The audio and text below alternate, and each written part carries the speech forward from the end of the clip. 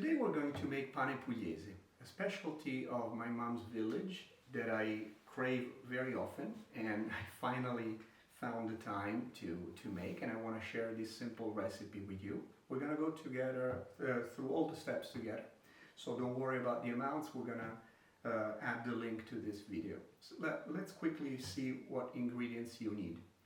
You will need cold water, tap water. You will need a small amount of fresh yeast, or you can use dry yeast, it'll be in the recipe. You will need a sourdough starter.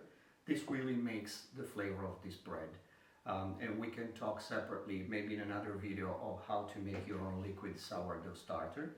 And the key ingredient is also to use good quality semolina flour, hard wheat, milled very, very fine, that can absorb the liquids easily and develop a bit of elasticity. And of course, fine sea salt. I'm gonna go through the steps together. So we start by placing the cold water in a large bowl. We add the fresh yeast. We use our hand to dissolve the yeast in here. You can use a whisk if you like. Doesn't matter. It's just to let it absorb a little bit of the water. Then we add our sourdough starter, which is at room temperature. Don't be tempted to mix the sourdough starter in the water. Otherwise, you'll end up with the gluten separating from the starch, and it's quite messy and you cannot really recover all this. And we add our flour all at once. And salt will be the last ingredient to go in. First, we start mixing. We don't want the salt to touch the yeast immediately, because as we know, salt dehydrates and kills the yeast cells. And the same happens to the sourdough starter, which is nothing but yeast and bacteria living together in symbiosis. Once most of the liquids have been absorbed, that's when we add our salt. And you can see that the mixture is quite wet and sticky, so it would be difficult to start kneading at this point. We will just mix this really well together, and then I will cover and walk away for at least 30 minutes, better if it's an hour, and we'll do the kneading later on. You will see that the dough will have changed enormously.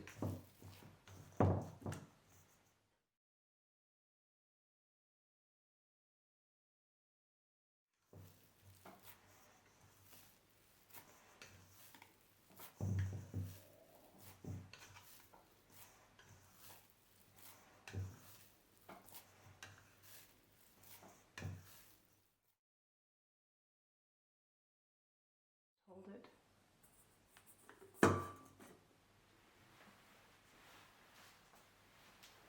Okay, it's been half an hour since we mixed the first ingredients together, and as you can see, the dough is not as sticky anymore, and we can work it on the bench. We are not allowed to use extra flour because otherwise we dehydrate the dough. So don't be tempted, use a scraper if the dough sticks to the table. You can see that compared to other breads made with regular wheat flour, soft wheat, this is more of a shaggy mess, and it will take a little bit more time to get to a smooth consistency. The idea is also to incorporate air as you go, so you're not gonna do a kneading similar to what you do, for example, for pasta dough when you go like this, but you're gonna try and stretch and fold the dough on itself, creating air pockets in the dough that will eventually become the air pockets that you see in classic country rustic breads. So this is your technique. You stretch and fold the dough, and as it gets stuck, you use your scraper.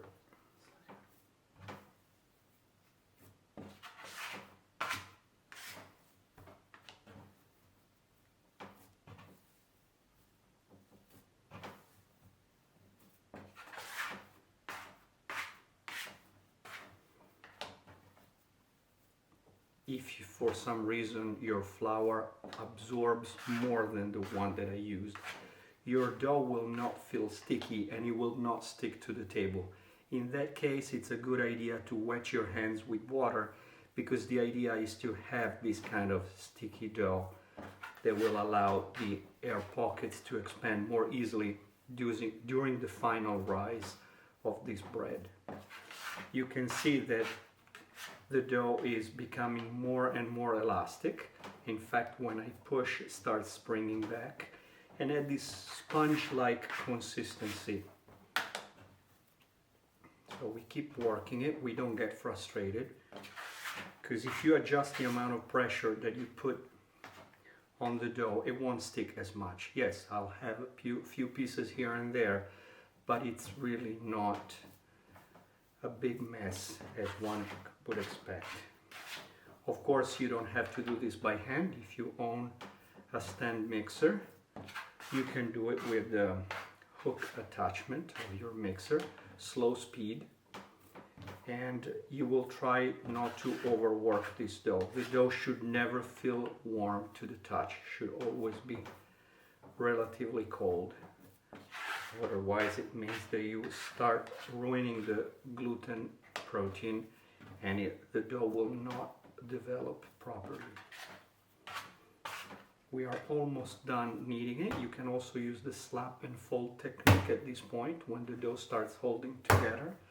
This is an efficient way of working doughs that have high hydration or they are sticky. And you can see that every time I fold the dough on itself, I am trapping air inside. This is a very efficient method for working the dough and incorporating a lot of air at the same time. You can see that the outside of the dough is becoming progressively more and more smooth. If at any point the dough starts becoming too sticky to be handled easily, you put it back in the mixing bowl, you cover it, you walk away for 10-15 minutes, and the dough will absorb the excess water that makes it sticky.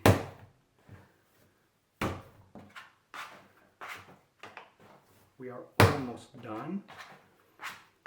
I know that we are done because I've done this a few times in my life, but if you're not sure, what you're looking for is a dough that doesn't break easily when you stretch it thin, like this. Don't expect with this kind of flour to have the same results as you would with a classic soft wheat flour, because this dough, even though develops elasticity, it will not develop a huge extensibility. It's just the mechanical properties of the hard wheat flour. Okay, so the dough is done. I'm gonna form it into a bowl like we did before, put it back in my large metal bowl, and it will rest there for about 1 hour at room temperature.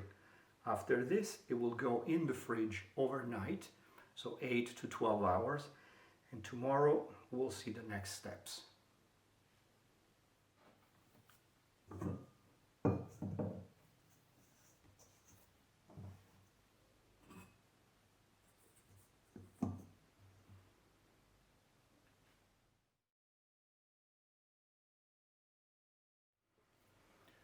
So this is an extra step. It's called folding. The dough relaxes as it sits there in the fridge. So sometimes it loses its strength and it will be more difficult tomorrow to shape the dough the way we want it. So we put it on the bench. We simply fold the dough on itself a couple of times. You can see how much the dough has changed just by sitting in the fridge. At this point it's been 5 or 6 hours. A couple of times like that, you can see that the outer skin of the dough has become more stretchy, and we give it outer tension like that a few times. Now it's more bouncy. It goes back in the fridge until tomorrow morning.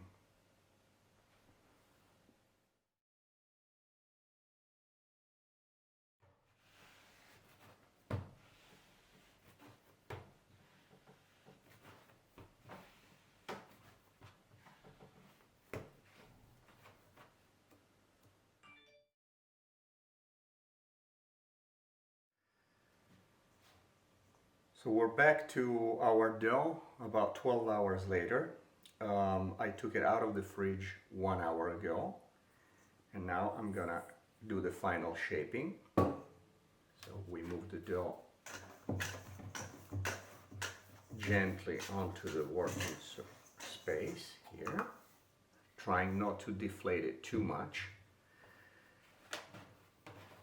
Like I did earlier, I'm gonna give the dough back a little bit of surface tension.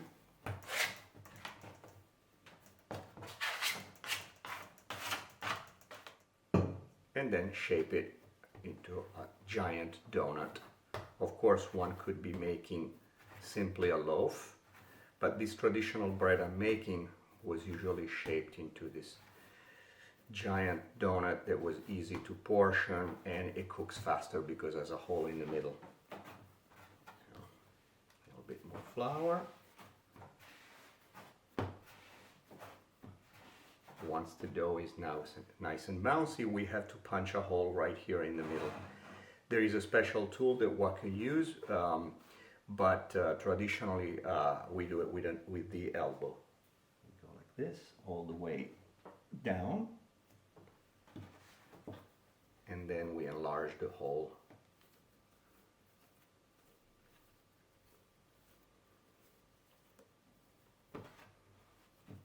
Okay, we place the dough onto a baking mat.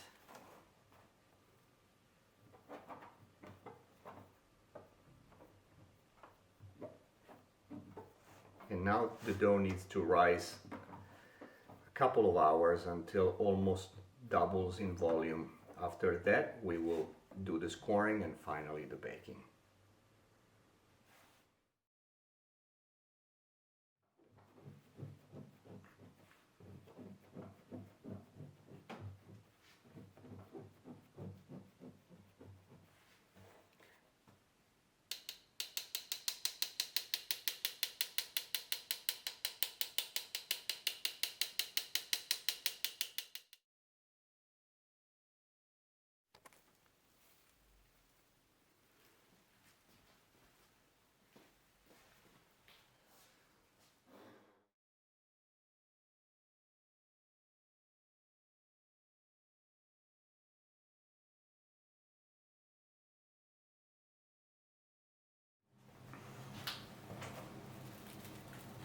Okay, this is our dough 2 hours later.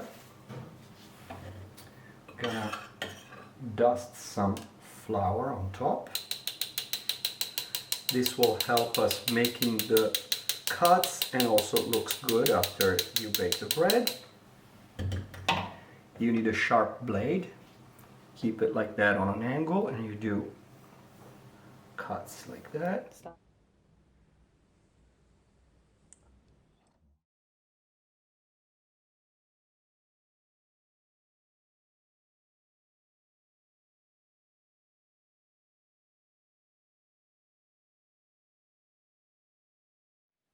So this is it, folks. Here is our bread. Looks good. It's a nice crunchy crust. Sounds hollow when you top the bottom. So we know that it's fully cooked. We cooked it for about 25 minutes, and it's been resting for about 45 minutes before we cut it. So the moment of truth, let's cut and see how it is. Nice sound. And a beautiful interior. There you go. Beautiful, nice crumb. Soft, buttery. Smells good. Smells buttery because it has a lactic fermentation from the sourdough starter. So it's not your classic plain bread smell. It's something more complex. And now we have just to make some sandwiches and get rid of this.